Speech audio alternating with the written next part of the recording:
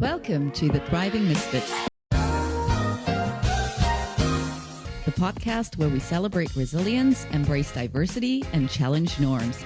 I'm your host, Fyiona Yong, and I'm so excited to welcome Paul Morris to the podcast today. Paul is the VP of Learning at Eagles Flight and an extraordinary facilitator who spent over 20 years helping leaders and teams grow across the globe. We actually shared the stage together back in 2019 in London. We ran a 3-day event for one of the world's biggest banks, and definitely a time that I will never forget. We had so much fun on stage, you, me, and Jason.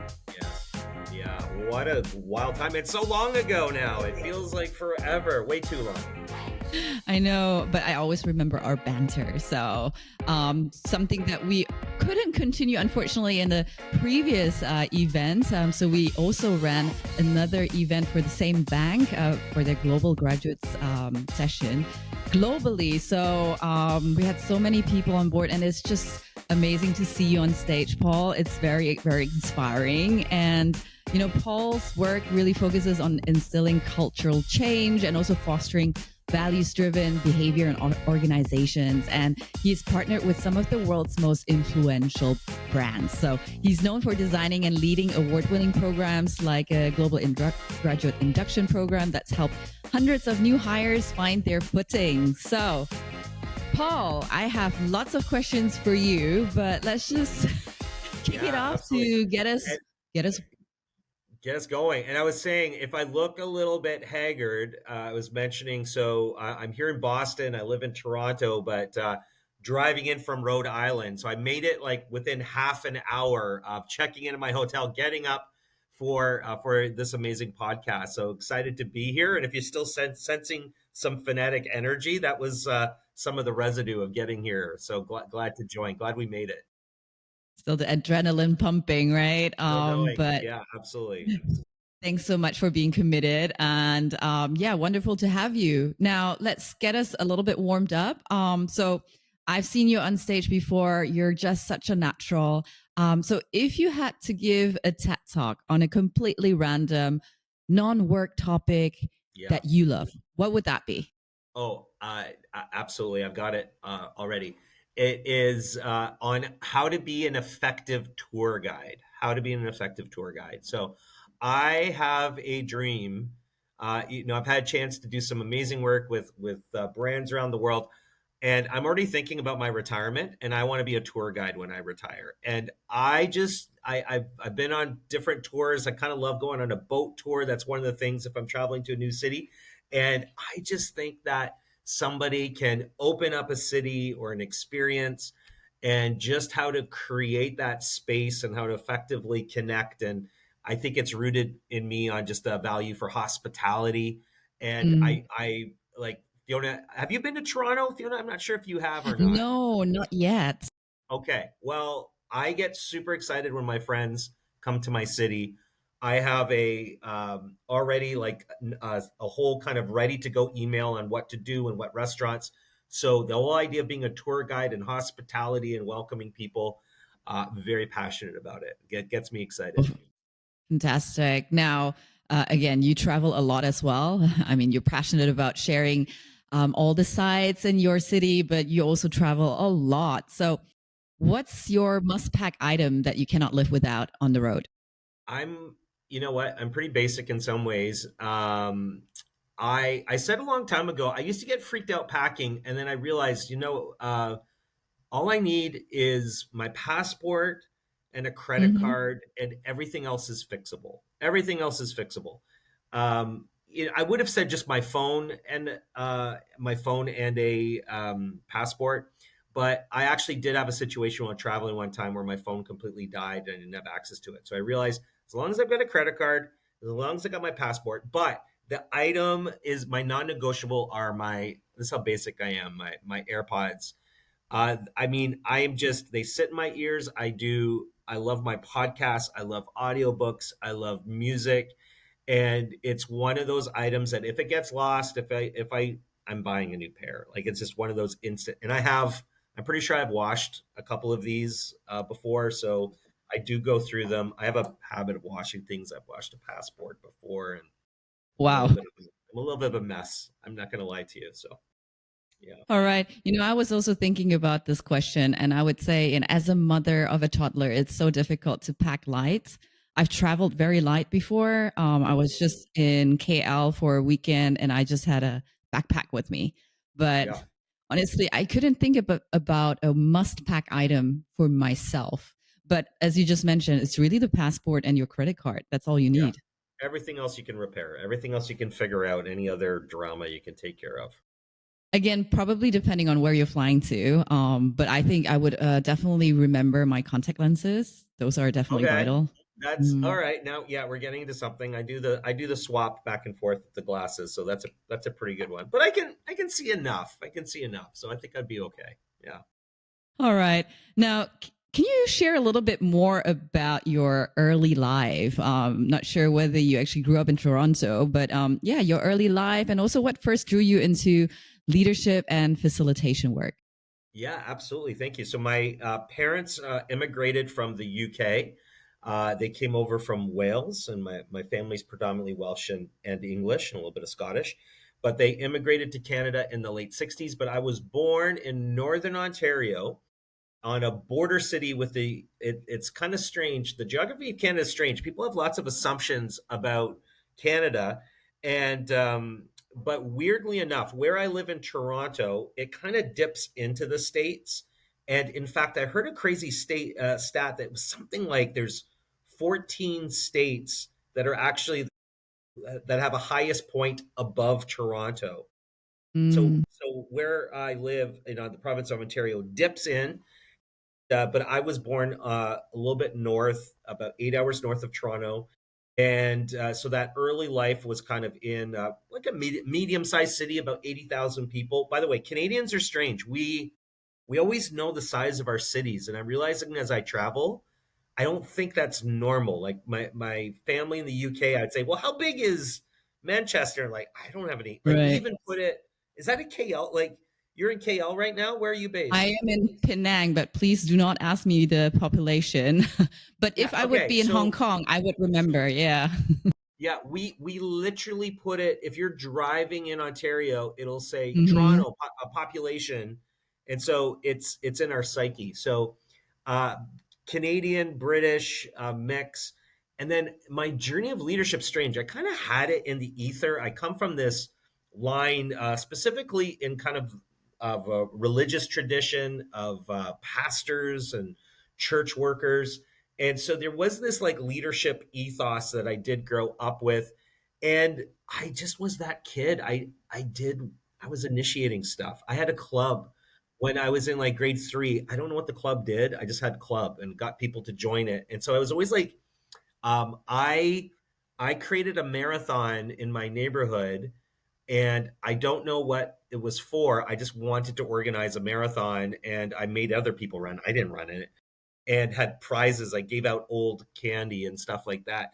And so just taking initiative was kind of part of my ethos and my DNA. But I would say growing up in the context of church had lots of exposure to small group leadership and being in front of people. And so I am a very big proponent in you can learn these behaviors. You can. I really love Carol Dweck's research in growth mindset, which her thesis is abilities can be learned, can be developed. And so I think anyone can do it. And I really, I don't think it's about you've got it or you don't. I think you can learn these skills. But I kind of was immersed in that world and had a comfort with it, kind of did my 1,000 hours. And that was Hmm. kind of my track to small group leadership, being in front of people, and just having a little bit of a vision for that sort of.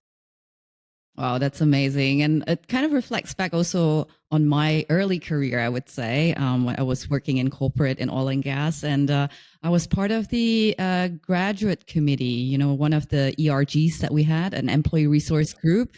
And yeah, it's something that you can indeed learn. But I think as a young person, you always feel that you're not a leader if you're not really managing others, right? But then you can be a Yeah, self leader. yeah, absolutely. And it was, I think there was that sense that, I did want to lead a team. I wanted that, but so maybe in the absence of it, maybe that's why I was doing club and all those other things. I just kind of made it happen. It is weird though, because I have a weird, very strange path to this corporate learning facilitation path. I'd be curious about how you found your way there. But I was waitering, so I was working in kind of not for profit space, and I waitered part time. I was like 25, and I had this customer that was giving me a little grief. He was just high maintenance, and so I was kind of having to dial up the charm and just kind of engage. And at the end of that customer interaction, he gave me a card and said, "Call these people. You would do well here." And it's the company I work for right now. It took me a path to get there. I engaged them, and I didn't know corporate learning was a thing. I didn't know this world. I didn't know it existed. I mean, you can see the gray hair in my beard. This was a long time ago. This is the 90s. And, but that's how I just found out about this world and what it was. And I had a passion for leadership and teaching, and it seemed Mm. like a natural convergence for me. Wow. I mean, fun fact, I grew up in an F&B industry. So my parents had a restaurant in Germany, a Chinese Okay. restaurant, quite typical, right, for Chinese immigrants. So Amazing. growing up in Germany. But luckily, my parents didn't really force me, unlike some of my friends, my Asian friends in Germany who had to actually work after school, do delivery. Back in the days, you don't actually have Uber or whatnot. So you had to have your children do the deliveries. Yeah. I I loved waitering. I loved being a waiter. I often said if everything like came apart, I'd go back to waitering. And I loved the interaction with. I think it taught me so much. It taught me Mm. about customer service. I mean, even that interaction taught me about the potential of how every you don't know what any interaction could bring. Literally, that interaction changed my life. It changed the trajectory of my life, my career. It allowed me to travel the world. And so, and even today, I'm sorry, Fiona, you're already getting the sense. You're gonna have to rein me in here. So you just That's fine. listeners, you just fast forward if you have to. I don't know, but I'm starting to spark with some thoughts here. But even today, I was doing a session in Rhode Island in the United States, and one of the disciplines I learned, and I am a huge advocate of this, but I learned this from my grade 10 music teacher, is I learned a technique of memorizing names very quickly. I am not good with names. It is hard work for me. It's discipline, but I have figured out a little bit of a technique on if I'm in a session, how to memorize the group. And it's a great party trick, but what it does is it quickly establishes rapport and connection. People are kind of blown away because I will literally, in the first couple of minutes, say, okay, let me test myself.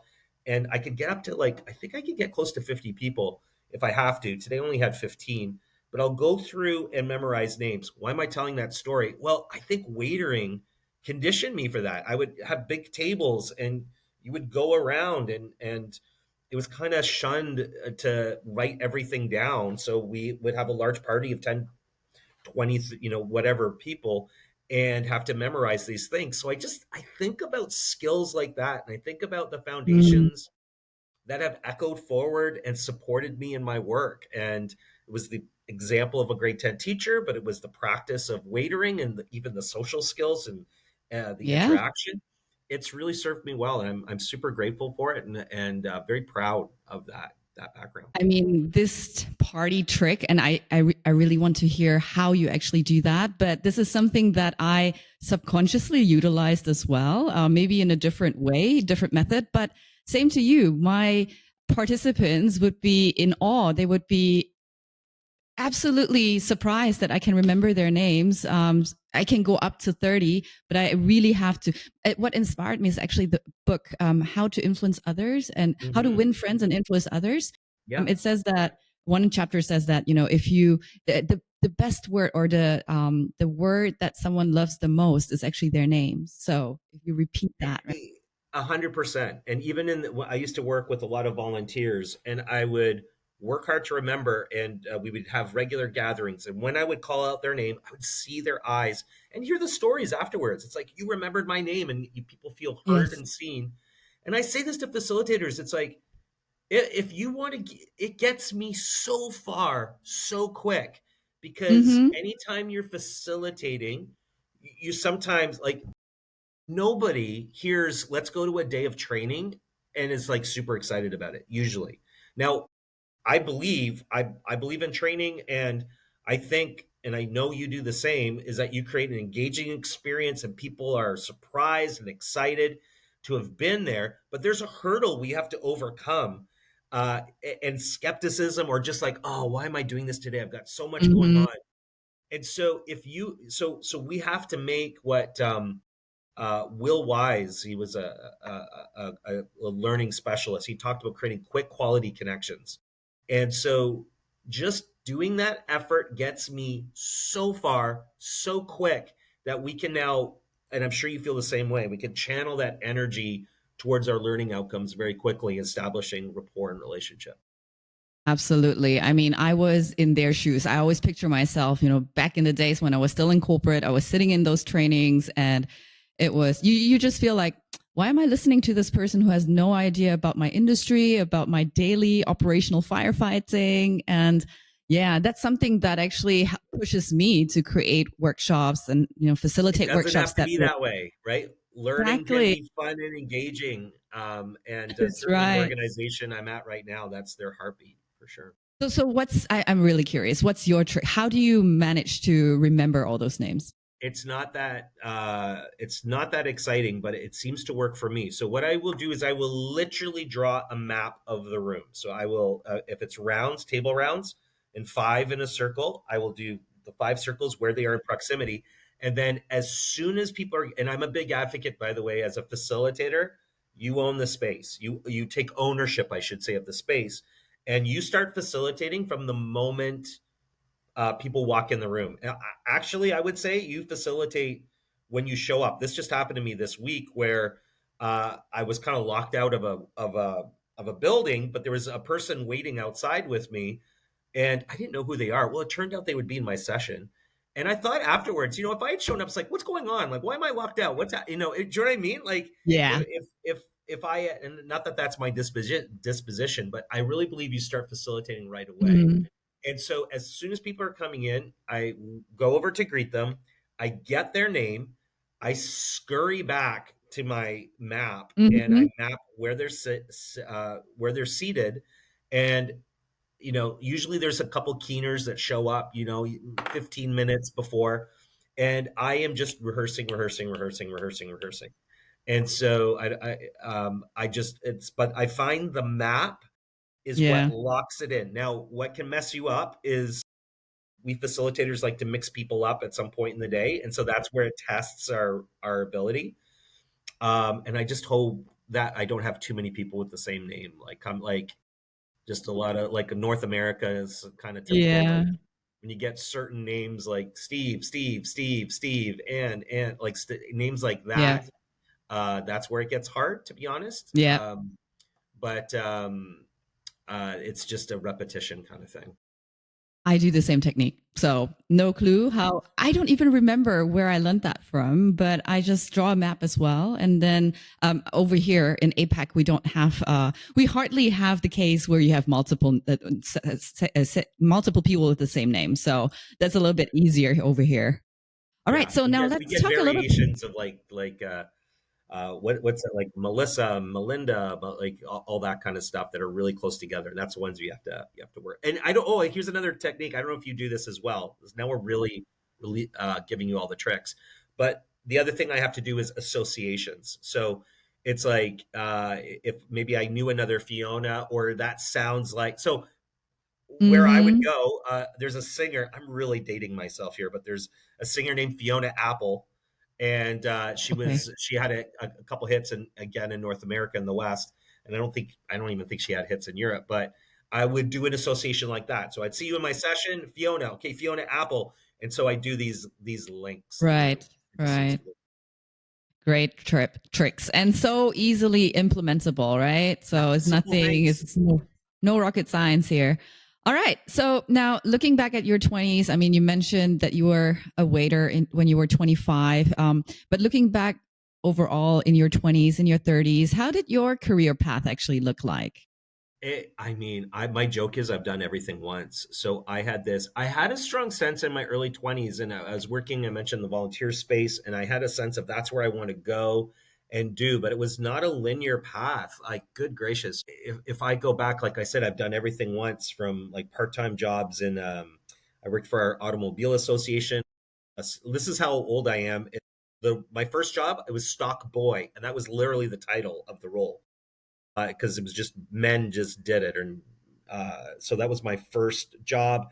And then I worked as a artist event manager. I managed a band for a while. My first waitering job was in the Yukon in northern Canada, just outside of Alaska, type of thing.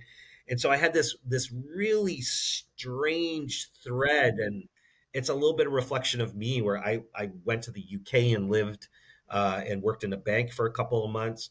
But I did have a bit of a vision of where I wanted to be, and I wanted to work in this space. And at the core of it, I would say, is I wanted to live a very purposeful life. I felt kind of at an early age I wanted to make an impact. Um, I think I was always like 8 going on 80. I was probably an old soul, and I needed to relax, to be honest, a little bit. I should have let myself be in my 20s more. You Mm. know, I'm not sure regrets are helpful, but if I could, I would have gone replay the tapes. I wish I had just kind of been crazy in London for in my 20s, but I was kind of very serious. Uh, it was never for me about a driver. Wasn't about. It should have been more focused on financial stability, but I was kind of like, whatever. I just want to be helping people. I didn't really pay any attention to that in those early years. But I found myself in that space, and that not for profit and helping, and some of that had faith based kind of organizations at that time. That was very kind of key and important to who I was and what was important to me. And that kind of guided me up until I was about 40. And in those expressions, I found the opportunity to do leadership and work with people. And I think at its heart was about seeing people flourish and grow and feel part of community and connected. And I typically love my work. There's very few jobs. There's a couple, but there's very few jobs that I did that I really disliked passionately.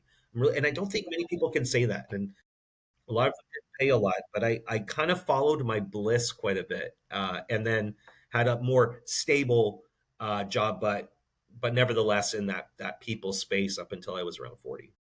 I think, people would be extremely jealous to hear or to know that someone else has found their purpose. And you did, right? No matter what kind of jobs you were taking on, it's really that purpose, that inner guidance that led you to move forward. Whether you're a waiter, whether you're a band manager, it really doesn't matter. Yeah, and there's plenty of times where it feels like, what am I doing? Like, what's going on here? But and that purpose can, and it's a little bit. I know part of our positioning we talked about today was this idea of reinvention. I mean, the good Mm, news is we change, and yes. some of my fundamental priorities and values did shift and grew, and 40 seemed to be this pivot time for me. But I enjoyed the ride, and even though we talk about regrets, it's like, man, there was a lot of life lived at the same time up until 40. Yeah. Now, let's talk a little bit more about what you just mentioned, reinvention, and especially in your Mm, 40s, right? That was the turning point. So, can you take us back to what sparked that change? How did you yeah, navigate that reinvention? I don't think I navigated it well, because I reached a place where I just wasn't listening to things about myself, and things that I had stifled, and passions I didn't listen to. And I think I had gotten to a place where, and I was doing leadership and leading a large team, and I burned out like that. There's just no other way to say it. I burned out, and I was entitled to a sabbatical in my work, because I had been there for like 8, 9, maybe 10 years. And so I was entitled to a sabbatical, and I wish I could say I just took it purposefully. I didn't. I really kind of took it out of necessity, because I hit a wall, and depression set in. And I really didn't have a vision for the other side of it. I didn't have a vision for. It felt like things were. It didn't feel like something I was purposely walking towards. It felt like things were crumbling around me, and life on the other side was like, well, if I don't do this, this had been my life and my focus for so long. Who am I? Like, what Yeah. else is there? Because that narrative had been so strong about the work I was doing, and I didn't have imagination for it. And I had to come to the end of myself in many ways. And so the reinvention that I'm so glad happened. I am so grateful in the core of my bones that it happened. But it was kicking and screaming. I had to slow down to listen to some fundamental things about my Mm. life that were in tension and dissonance, and that was terrifying. And I had help along the way. And everyone should be in therapy. Listeners, everyone should be. I'm still shocked at the stigmas around therapy. I understand it, but we need help. We need help and support. And if we don't find the right therapist, keep looking. But we need mentors and guides and Yes. helpers. Uh, and um, and through that, I eventually stumbled on the other side that opened up this new chapter of my life. I mean, that's amazing. And what you just mentioned about not getting stuck in one kind of job just because you feel like that's your whole identity over the last couple of years or maybe your entire life. And, that resonates with me because I've been in one company for 14 years. That's where I started as a graduate. Yes, Even though I had a chance to move to different functions, different divisions, different countries, but still it was just that one company. And then eventually, after 14 years, again, also certain levels of burnout, nervous breakdowns. Lots of reorganizations can do that to you, yes, especially if you're managing teams, right? It's not just taking care of yourself. Now you have to take care of all these other people, and absolutely. you're responsible for their families, right? And there's so much burden these days, especially these days on managers and leaders. And I think maybe a lot of people do not even want to become a manager these days. But I get yeah, it. Yeah, and just as a side note, I often tell, um, we need great leaders. We need them. We need them. We need them. But I think it's one of the most challenging times to lead since I often say since like the yes, Second World War. I just think the pressures, the volatility, the uncertainty. But yeah, yeah, it was not a. It was not. I don't look back. I'm so glad it happened, but I don't look back on those times and say what great times those were when I came to the end of myself and felt myself kind of disassembling and reassembled. And it wasn't a quick process. It was years. mm, And even as I stepped into my new chapter, it was still about 2 to 3 years that I really didn't find that self. but I guess in hindsight, it all made sense, and this is where you are right now because of all these adversities that you've gone through. And yes, I guess people may be glamorizing all these, challenges that you have to go through to build resilience. When we conduct these workshops, right, we're trying to tell our participants it's good to have those challenges. But I think let's be honest and move away that toxic positivity in that very moment. It just really sucks. Crap. It's crap. And I think we have to be careful as, sometimes in workshops we'll do an exercise in timelines where we get people to Mm, chart out their timelines, yeah. identify events in their life that are kind of above the line Mm-hmm. or positive and forward, and events below the line that were challenging. And one of the things I often say is let's be careful not to look at those below the line events and try to reframe them as positive. Like there's events in my life I never want to go through again. And some things just, whether it's loss or whether it's Mm, crisis, like you say, that we don't need toxic positivity. And so we can recognize it as being just crap.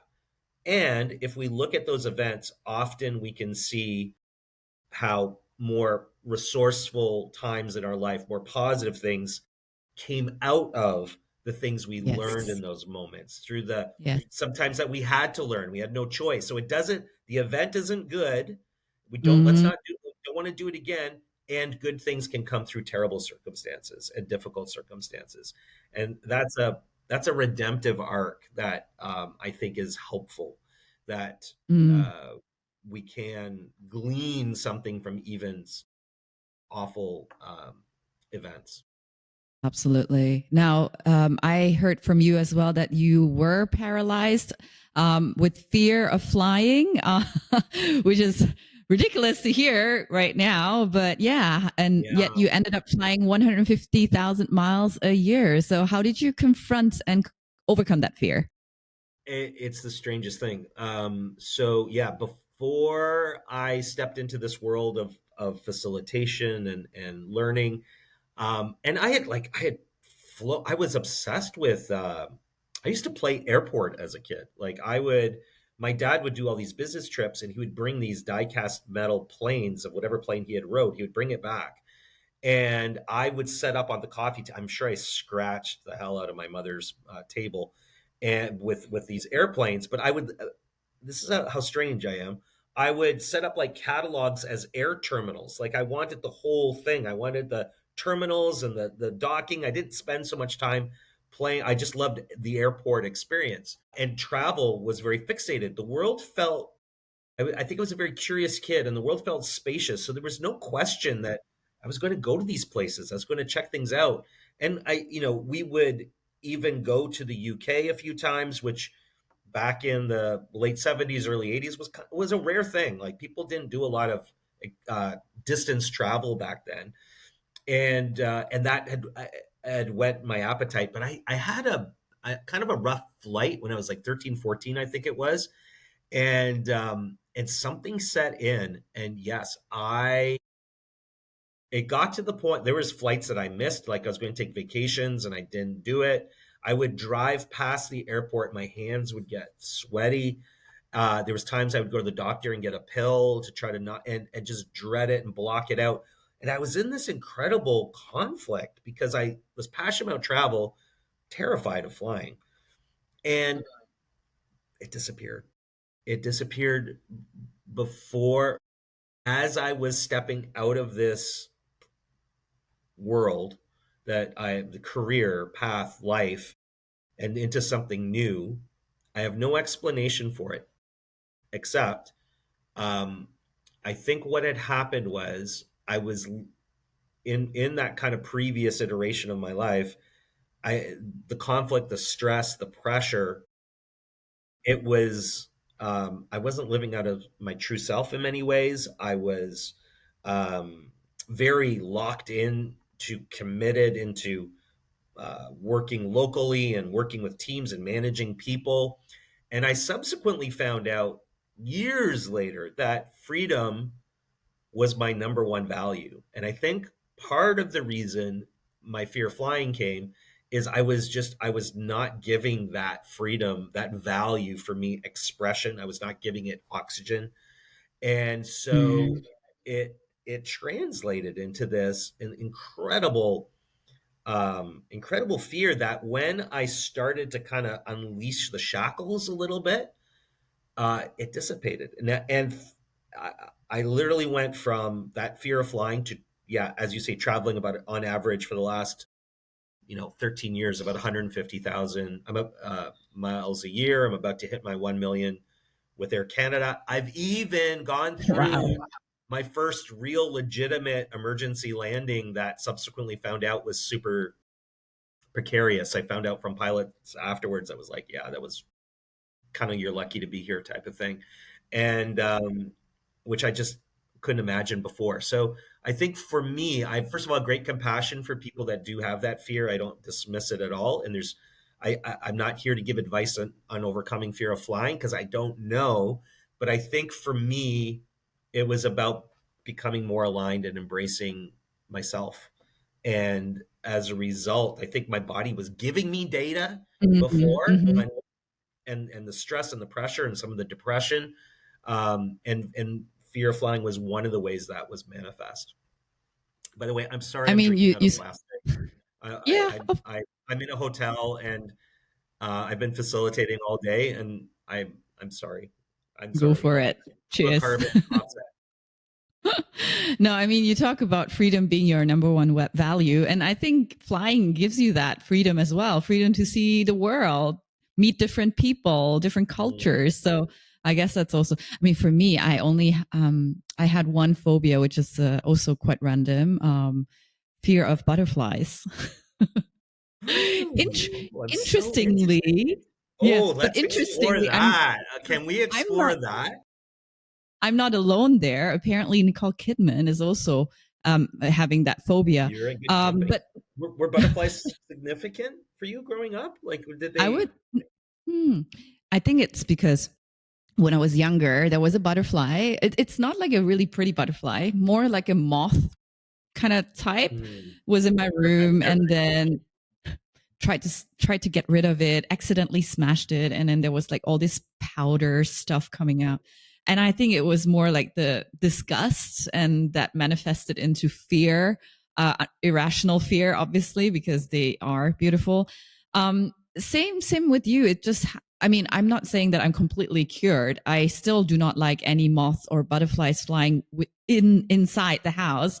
But So I won't if I'm send you outside, that invitation that opens up with the no, live butterflies inside. Okay, I won't. I won't send that no, as a thank thank you. you afterwards. Okay. Yeah, but again, phobias are there, right? Yeah, That's human and nature. and I'm not lying. It's not that.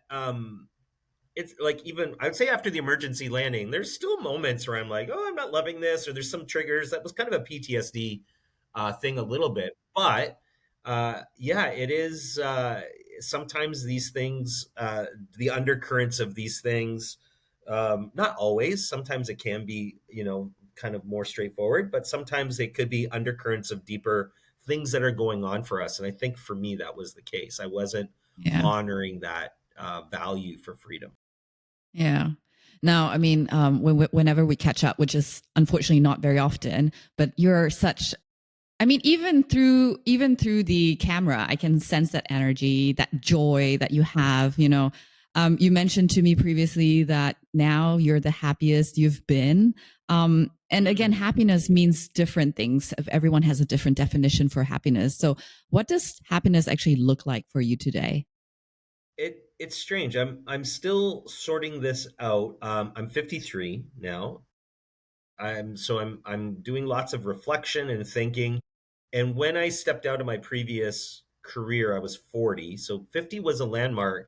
And the interesting thing about it was, I talked about, as I realized, freedom was my number one value. Connection was probably a close second. And well, then the pandemic hit. And going from traveling the world to literally my 600 square foot condo on the 52nd floor of downtown Toronto, where that became, Toronto was one of the most locked down cities on the planet for an extended period of time. It would close and open. And I was, that year I was supposed to be going to Australia and going all these places. And then all of a sudden my world became that 600 square feet. And not only that, but I live alone. I'm a single person. Mm, And it was incredibly isolating. So my freedom value was completely squashed at the time. It felt like my connection value was incredibly squashed. And that was, we talk about these reinvention points. Turning 40, that was definitely a below the line experience, not because of the age, but because what was going on with some of the depression through the reinvention. And interestingly enough, when I turned 50, we were literally, I think it was like within the month of coming out of lockdown. mm, And it was a brutal, like, I'm sure it turned me gray, because I didn't have a whole lot of gray before it. And it was horrific, probably worse. It was definitely worse, the experience over time and just what it inflicted.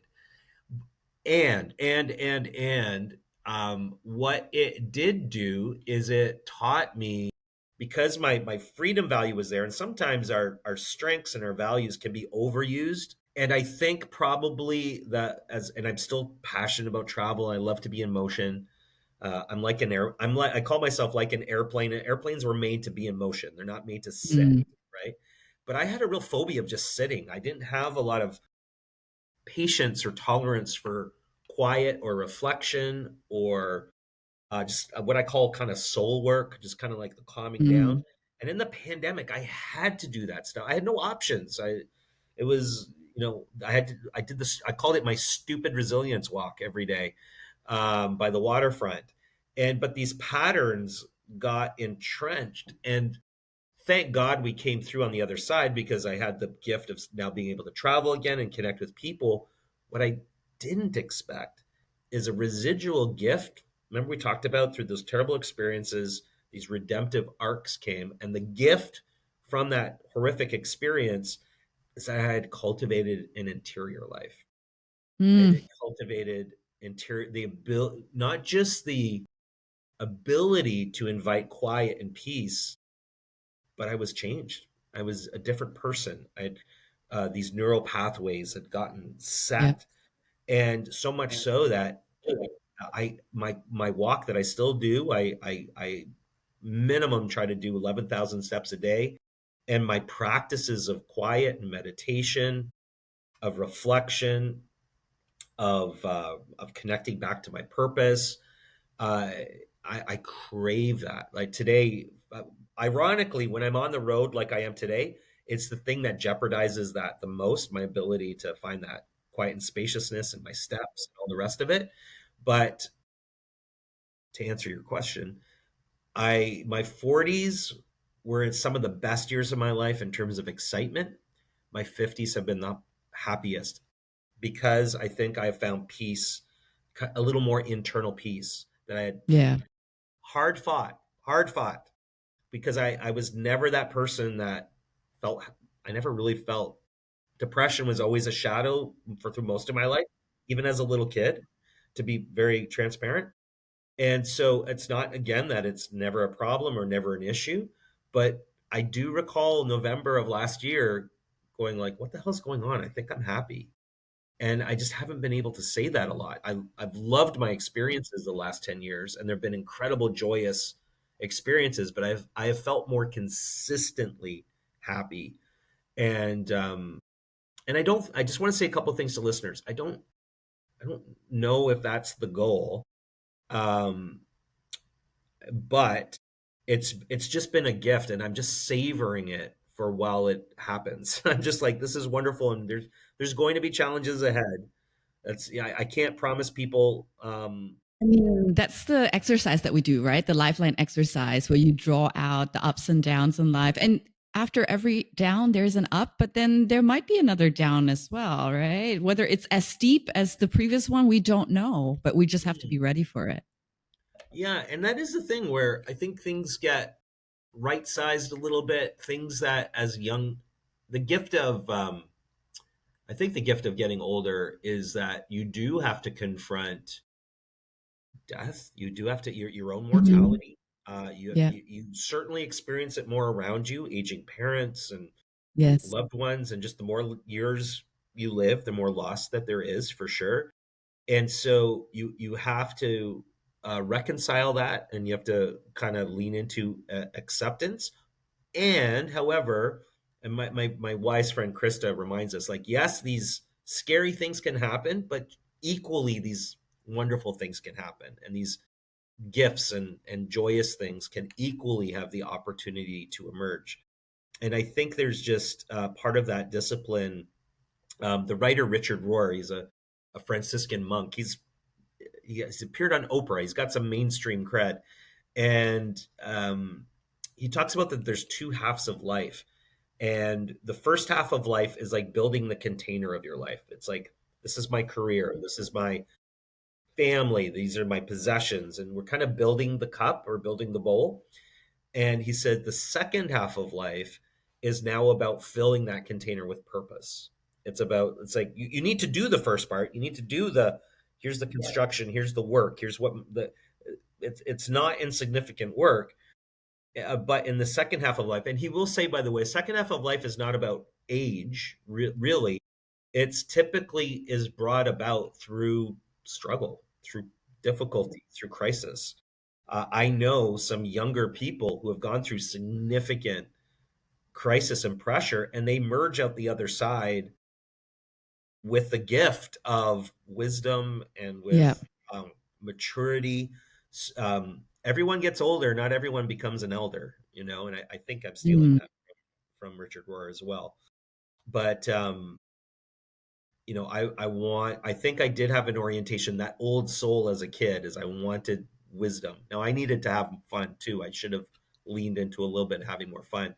But I think the gift now that I'm enjoying is cultivating some of that practice, and giving just relating to the world right size. Things that really scared me before don't scare me as much. in a broader spectrum of life. And, yeah. Wow. I mean, on this note, I don't know. Well, thank you so much for being on the show, Paul. I mean, we finally made it. Yes. Again, always an inspiring conversation with you. So from overcoming burnout and fear of flying to now leading with purpose and embracing freedom, Paul's journey reminds us that it's never too late to change course and create a life that aligns with your values. So if you enjoyed this podcast, please take a moment to rate and review the podcast on Spotify, Apple Podcasts, or YouTube. It really helps us to reach more listeners who want to thrive through challenges. And don't forget to share this episode with a friend, or anyone who could use some encouragement right now. So thank you so much for tuning in to the Thriving Misfits podcast. Until the next time, keep on thriving, Misfits.